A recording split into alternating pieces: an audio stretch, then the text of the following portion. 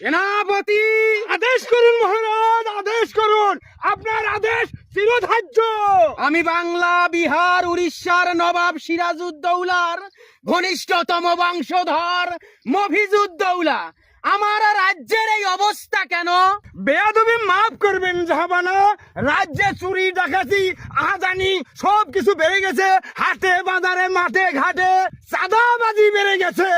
সেনাপতি আদেশ করুন মহারাজ, আদেশ করুন, আপনার আদেশ চিরধার্য।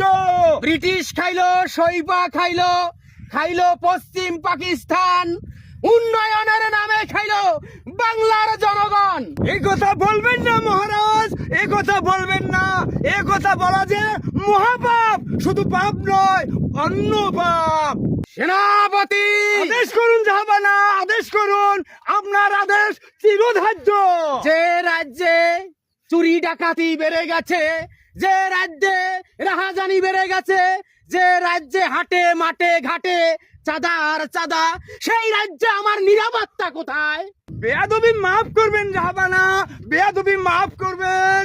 নিজে বাঁচলে বাপের নাম, খায়া দায়া ভাগারাম, বাংলা টাকা ডলার করে ইউরোপ আমেরিকা চলে যান। সেনাপতি আদেশ করুন জাহাবানা, আদেশ করুন, আপনার আদেশ চিরধার্য। আপনি কি আমাকে চোর বলতেছেন? আপনি কি আমার বংশকে ছিনতাইকারী বলতেছেন? বাংলা টাকা ডলার করে ইউরোপ আমেরিকা চলে যাব? বেয়াদবি মাফ করবেন জাহাবানা, বেয়াদবি মাফ করবেন। রাজা রাজ্য ফোরদার জমি, সেই রাজাই যদি চোর হয় সেই রাজ্য কোনোদিনও টিকবেন নয় জাহাবানা। সেনাপতি আদেশ করুন, আপনার আদেশ চিরধার্য। আউগা, সামনের দিকে যাউগা। আমরা জানি এখানে কেন এসেছিলাম। মহারাজ, আমরা তিস্তা নদীর করুণ দশা দেখতে এসেছি মহারাজ, করুণ দশা।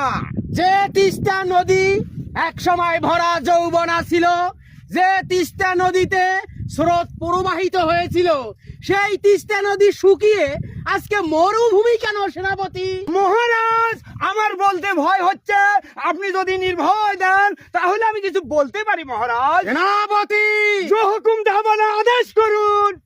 আপনি নির্ভয়ে বলুন, নির্ভয়ে নিশ্চিন্তে আপনি বলুন, তিস্তা নদীর এই অবস্থা কেন? মহারাজ, তিস্তা নদীর উপরে বৃষ্টির উপরে বাঁধ দেওয়া হয়েছে, যার কারণে তিস্তা নদী শুকিয়ে মরুভূমি হয়ে গেছে মহারাজ। সেনাপতি আদেশ করুন মহারাজ, আদেশ করুন, আপনার আদেশ চিরধার্য। যে তিস্তা নদীর উপর আমার কৃষক নির্ভর করে, যে তিস্তা নদীর উপর আমার প্রজারা নির্ভর করে, সেই তিস্তা নদীর উপরে বৃষ্টির উপর বাঁধ মেনে নেওয়া যায় না।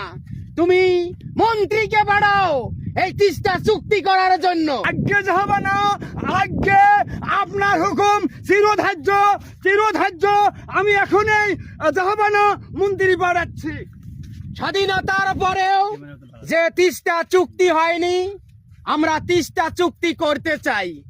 আমাদের তিস্তা চুক্তি করতে হবে, না হলে আমাদের কৃষক বাঁচবে না, আমার দেশ বাঁচবে না, আমার রাজ্য বাঁচবে না।